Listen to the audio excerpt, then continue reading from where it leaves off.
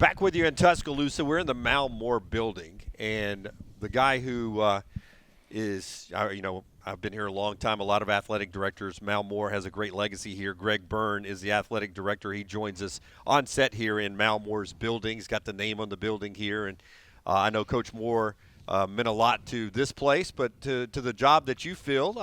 Do you have a memory of Mal Moore? Yeah, one of my favorite Coach Moore stories. I was 36 years old when I became the AD at Mississippi State, which I certainly wasn't ready for it at that point. And I go to my first SEC meetings. I think we were in Phoenix, and I don't get nervous about much. I was a little nervous walking into this room full of ADs. Everybody was 20 years older than me, and I talked to Greg Sankey, who was Mike Sly's right-hand guy at the time, and I said, Greg, tell me something about Coach Moore where I could kind of break the ice with him.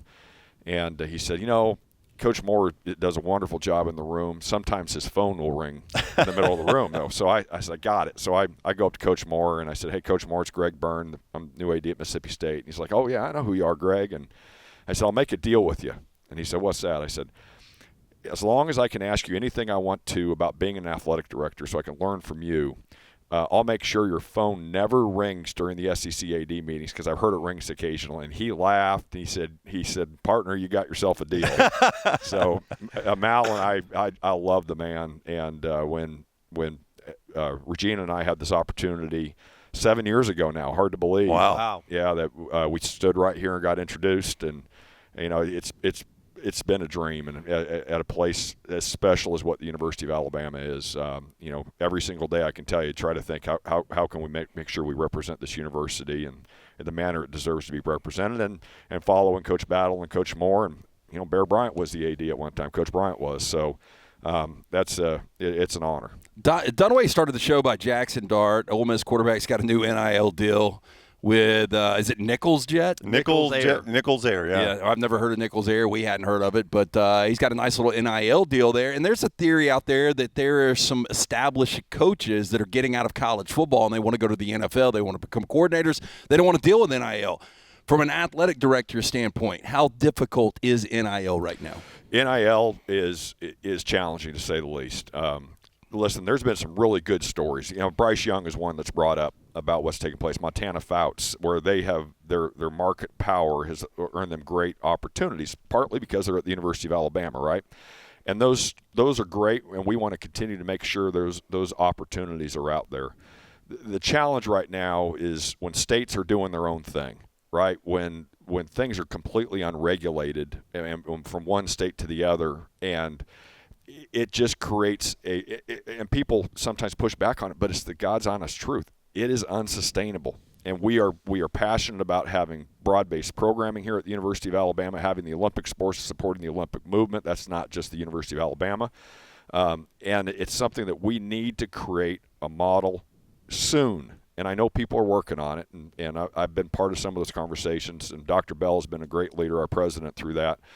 Greg Sankey has as well, and we need to make sure we do everything we can to put a model together that allows intercollegiate athletics at our level to be sustainable for the long haul, because everything has regulation in some manner, and we need regulation. It's good. You don't need over-regulation, but we need regulation in this, and allow the opportunities from an educational standpoint, which is really important to have that be part of the college experience. That's right.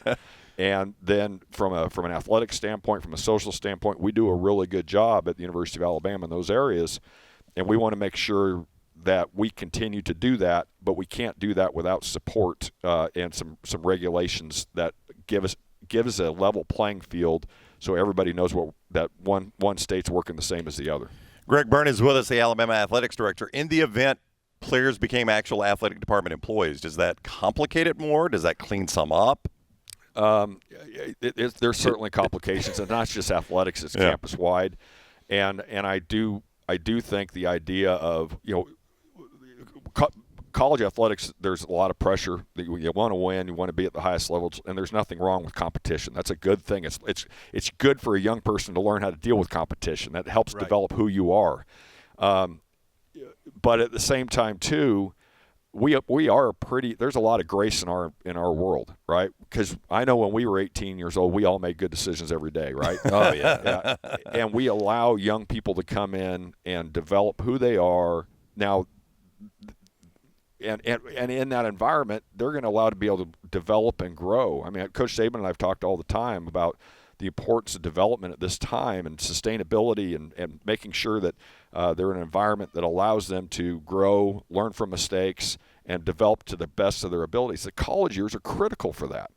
And so I don't think it's just as simple as saying, that make them employees. I don't think that at all.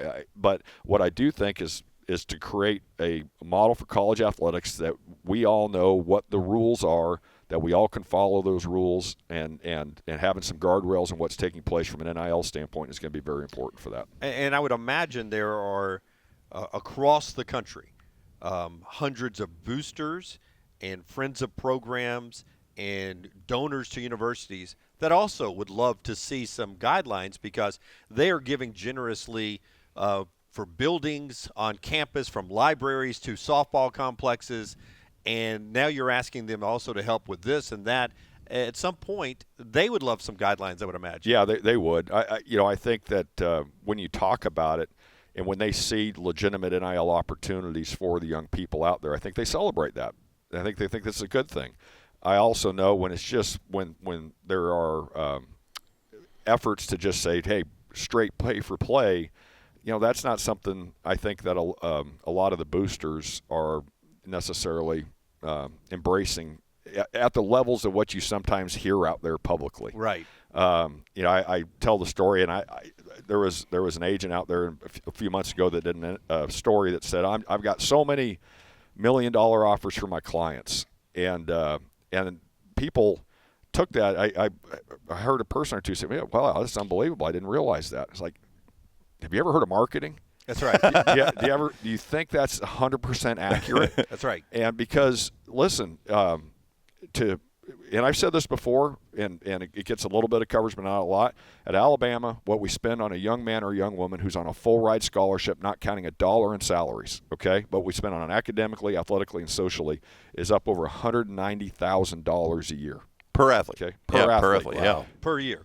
Per athlete per year. Yeah. And the example I count charter flights in there because there's an academic, an athletic, and a social benefit for that, compared to riding a bus for 8 hours, right? Which you have to do at some different levels of college sports.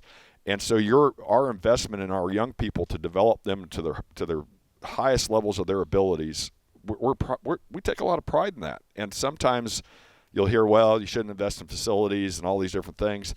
One, to have facilities, as we've heard about with an arena, is not, is really expensive to do. And so we lose track of it at the same time, all the time and energies that the people in this athletic department, our coaches, our staff, and our resources that we put into giving a great experience. I think Coach DeBoer's already seen that just across the board and how we do things here. And I know he's going to be on later. I'd ask him about that. I don't think there's a better place in the country for a young man or a young woman to come develop to the best of their abilities, and we're proud of that. Okay, let's go back. I think it was 6 weeks yesterday. It might be 7 weeks. Everything's flying by. Nick Saban retires. Did you have a gut feeling when he's like, "Hey, Greg, we need to talk"? when did it finally you were able to process? Oh my God, this guy is actually shutting it down. Yeah, obviously one of the many things that make Coach Saban as special as he was, he compartmentalizes everything, right? And his structure and his discipline and what he does as a coach and as a person is as good as I've ever seen. So I will tell you, without trying to go into all the details, I couldn't have asked for better communication from him. And he was really thoughtful. But he wasn't ready to talk about it till he was ready to talk about it, which we didn't ever want him to talk about it, but we knew at some point that would come. And so, and I being totally transparent about it, until I heard the words come out of his mouth in front of the team, there was a part of me that wondered, man, is this really going to happen? But from his communication between the two of us, I couldn't have asked for better communication. I keep waiting for him to walk through the door, though. Right Who, Nick now. Saban, right there? 17 years, you get used to certain You do. things happening. Yeah. Dunaway's tearing up right now. I don't know if you noticed this. He would say, "Why are you guys on my stage? Yeah, what are you doing here?" Yeah. But you got his Dasani bottle, so you're doing That's good. right. Why in my building? That's right. Hey, I'm one of those guys, I can't live in the moment, though, and that's one of my many faults. But like if I got told that, I would immediately, and I know you got to respect the greatest to ever do it, but I would immediately be thinking, well, where's my next move? How quick did Kalen pop in your head? Well, and I told Coach this. We wanted to do nothing that ever made him think for a single second that we were doing anything but totally supporting him as our head coach. That was the foundation. That's what we were doing. But at the same time, too, and I said to him, I said, it would be irresponsible on my part if we weren't prepared for when this time came. And he said, absolutely. He agreed with that. So when we started talking more seriously about it, I talked to him about where I think we had to be from a process standpoint, which he appreciates the process, right? Right. And in today's world, with the transfer portal, with NIL, with just the realities of what we're facing. And so he, I told him, I said, listen, we've been researching coaches for a few years and hoping we'd never have to act on it, but at some point we would. So Kalen DeBoer's name was one that was on there right off the bat when we talked about it. And I did talk to him through the process. He was very helpful. He was very thoughtful, like he always is about anything, because he genuinely, and he and Miss Terry both genuinely care about the University of Alabama, and they want to see us continue to have success based off of the foundation that was built over the last 17 years, on top of the foundation in the past as well. And so, so when we talked about Coach DeBoer, and he was very positive about him, and didn't know him well at all, but was certainly impressed with the job that he had done wherever he had been. Next vacation for you, where are you going? You got one planned yet? Surely with coaching change and everything going on, you got to have some downtime coming up. July. That's July, the time. yeah. And Regina and I actually did go away for 2 days the weekend of the Texas A&M men's basketball. We call those weekends, but It's a long weekend. Yeah, spring's the busiest time of year for us. Oh, I know. Yeah. So, because baseball, a lot of events, softball, a lot of events, tennis, a lot of events, basketballs are still going.